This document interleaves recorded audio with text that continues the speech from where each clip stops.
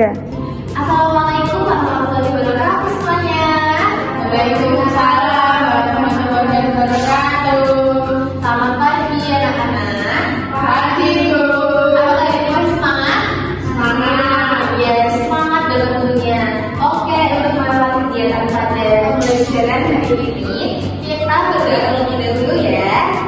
Oke, Bismillahirrahmanirrahim. Raditu billahi rabban wa bil islami dinan wa bi Muhammadin nabiyyan wa rasulan.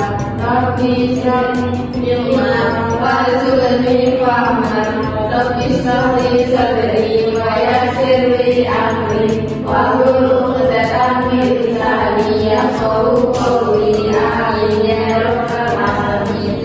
Oke, karena hari ini kita sudah berdoa bersama. Ibu mau terlebih dahulu ya. Yang pertama, Anggun, apakah ada di Ibu? Ya. Isna, ada di Ibu? Ila, ya, oke. Karena ini sudah lengkap semua, kita akan mempelajari tentang materi IPA kelas 5 SD, yaitu tentang siklus air. Siapa di sini yang pernah melihat proses hujan? Gak tahu Bu, aku tidur ya, sih benar. Oke, karena kalian hari ini tidak tahu tentang hujan, maka kali ini kita akan mempelajari tentang peristiwa hujan dan juga siklus air. Di sini Ibu menambahkan video tentang siklus air, maka kalian akan menyimak dan juga diperhatikan ya. Baik Bu. Ya. Di kesimpulan. Ada tujuan pembelajaran kita pembahasan materi kali ini, yaitu pertama, kita akan belajar tentang manfaat air, kemudian kita akan belajar tentang bagaimana proses terjadi siklus air, kemudian yang ketiga kita akan belajar tentang kegiatan manusia yang berperan di siklus air.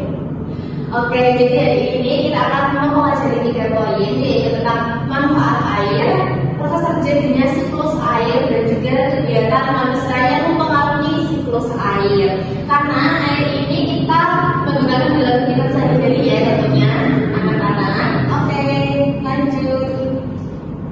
Dan yang keempat, kita akan belajar tentang bagaimana cara menghemat air.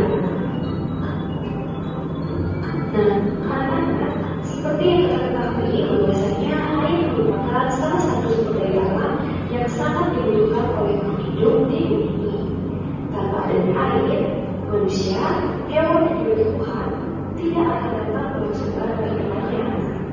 Jadi, keberadaan air itu sangat penting bagi semua makhluk hidup yang ada di bumi ini.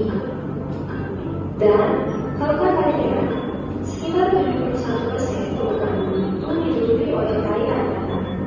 Dan dari jumlah tersebut, sebanyak 97% merupakan air asin yang berada di laut, sedangkan sisanya sebanyak 3% merupakan air tawar.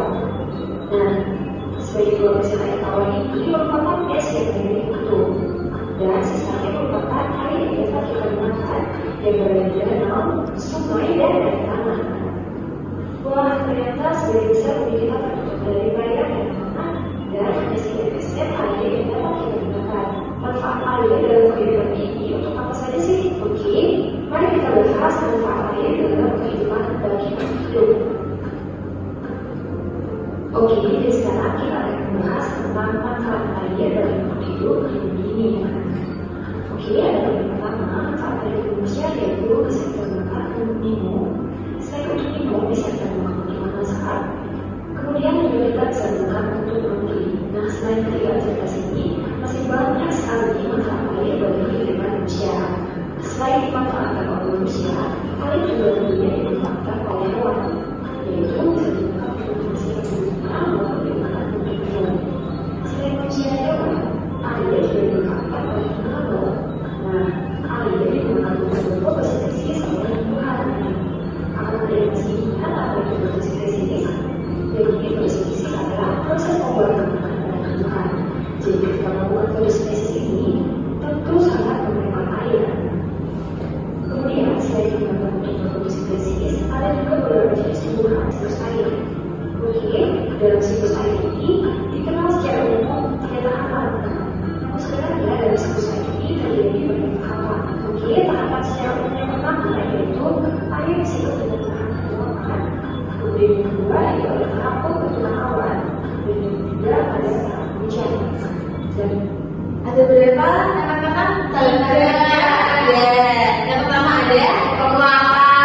kedua pembentukan awan. Yang ketiga ada hujan.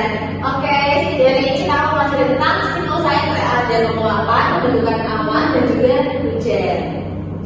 Berikut ini akan dijelaskan secara terperinci bagaimana proses terjadinya siklus air. Jadi saya akan simak lebih baik.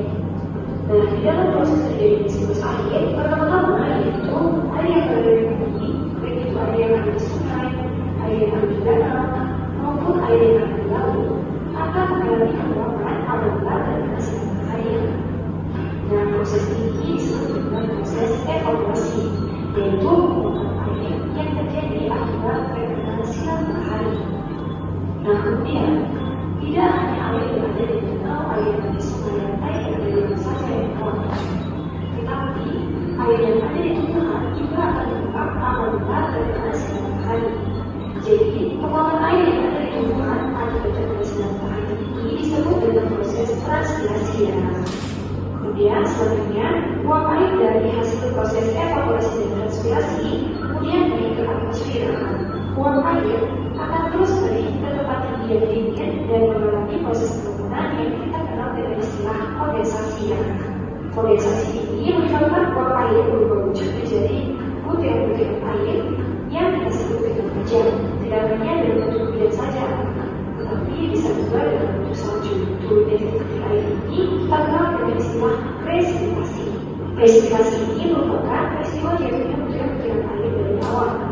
Jadi, seperti yang sudah disampaikan tadi, bahwa presipitasi dapat berupa hujan, es, dan salju. Nah, akan selanjutnya, sebagian air dari hasil presipitasi ini nantinya akan kembali ke permukaan bumi seperti sungai, laut, danau, dan lain sebagainya. Butiran-butiran air ini akan diserap oleh tanah, kemudian akan dialirkan kembali ke sungai, danau, ataupun laut. Jadi proses penyiraman ini kita sebut dengan istilah infiltrasi. Jadi infiltrasi itu merupakan menyerapnya butiran air ke dasar tanah. Nah, jadi itulah maksudnya perputaran air yang berlangsung secara terus-menerus dari bumi ke atmosfer kemudian kembali ke bumi. Maka dari itu, meskipun air kita gunakan secara terus-menerus, namun keberadaannya tidak pernah habis karena terjadinya proses siklus air. Kali ini Ibu akan menyanyikan, kita akan bersama terkenal lagu siklus air, ya. Nanti jangan lupa ikuti arahan dari Ibu ya. Baik Bu. Ya. Oke, lanjut.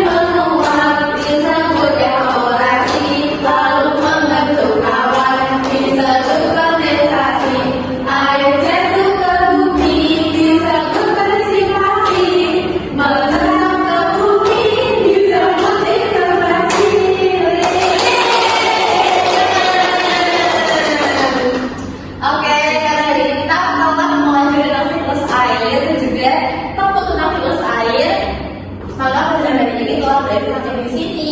Terima kasih semuanya.